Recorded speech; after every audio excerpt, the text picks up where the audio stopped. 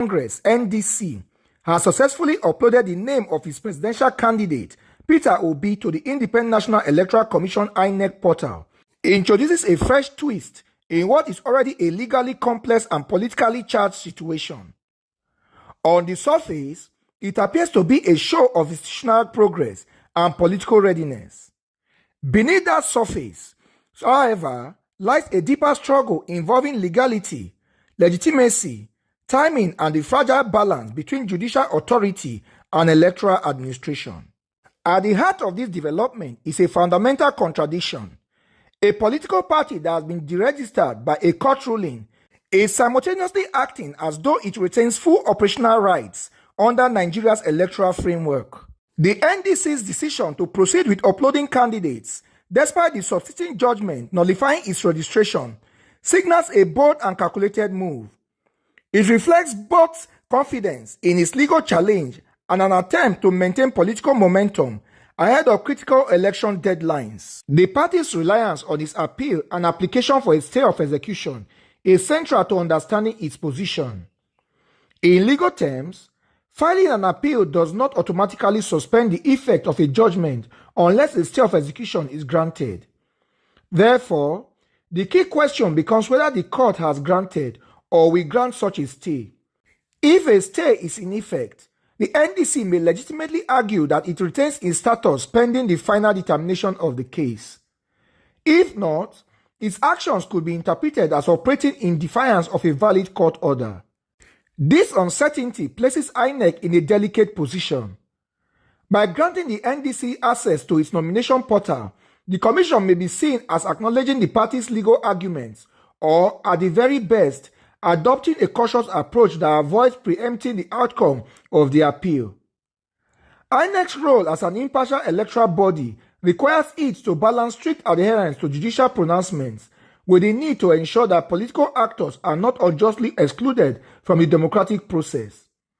In this context, allowing the upload could be viewed as a provisional administrative step rather than a definitive endorsement of the party's status. Politically, the move by INEC is strategic. Elections are as much about perception as they are about procedure. By proceeding with candidate submissions, the party sends a strong signal to its supporters that it remains viable and competitive. This is particularly important for a party like the NDC, which has been building momentum and positioning itself as a credible alternative in Nigeria's political landscape. Any sign of retreat or uncertainty could erode confidence among its base and potential allies. The inclusion of Peter Obi in his process is especially significant. As a prominent political figure with a strong following, Obi represents the NDC's most valuable political asset. Ensuring his name is on the INEC portal is not just an administrative act. It is a symbolic assertion that the party's presidential ambition remains intact. It also helps to sustain political discourse around his candidacy, keeping him relevant in a highly competitive political environment. However, the shadow of the deregistration judgment cannot be ignored. If the appellate courts ultimately uphold the lower court's decision, the implications for the NDC could be severe. All actions taken by the party during the period of legal uncertainty, including the nomination of candidates, could be rendered null and void. This would not only disqualify its candidates from participating in the election, but also create confusion and potential disputes among voters and stakeholders. Moreover, such an outcome could have broader implications for Nigeria's multi-party democracy. The deregistration of a party that has actively participated in political processes raises questions about the criteria and procedures for party recognition. It also highlights the tension between judicial oversight and political inclusiveness. While the courts have a duty to enforce the law, there is also a need to ensure that legal decisions do not inadvertently stifle democratic competition.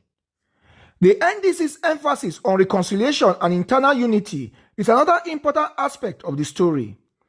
Political parties often face internal disputes during primary elections, and the ability to manage these conflicts is crucial for electoral success. By acknowledging disagreements and promising to integrate unsuccessful aspirants into campaign structures, the party is attempting to present a unified front.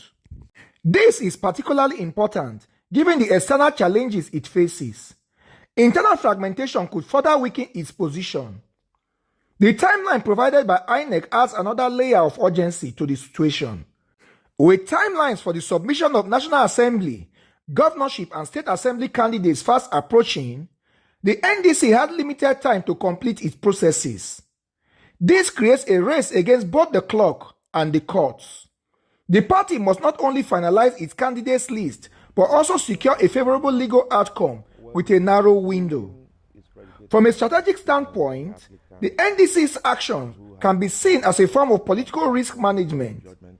By proceeding with uploads, it ensures that it does not miss critical deadlines in case the courts rule in its favor. At the same time, it risks investing resources and political capital in a process that could ultimately be invalidated. This duality underscores the high-stakes nature of the situation. For INEC, the situation underscores the challenge of managing elections in a complex legal environment. The Commission must navigate competing claims and ensure that its actions are defensible both legally and politically. Any perceived bias or misstep could undermine public confidence in the electoral process. Looking ahead, the outcome of the NDC's appeal will be decisive. A favorable ruling could validate the party's actions and strengthen its position, potentially reshaping the dynamics of the upcoming elections.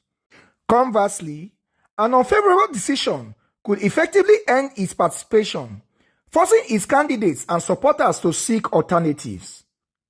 In conclusion, the upload of Peter Obi's name to the INEC portal is more than a routine administrative update. It is a pivotal moment in an unfolding legal and political drama. It highlights the interplay between law and politics, the importance of timing in the electoral processes, and the resilience of political actors in the face of uncertainty. While the NDC has demonstrated determination and strategic foresight, its ultimate fate will depend on the judiciary's interpretation of the law and the broader commitment of Nigeria's institutions to upholding democratic principles. Ultimately, this unfolding situation may become a defining test of Nigeria's electoral and judicial integrity.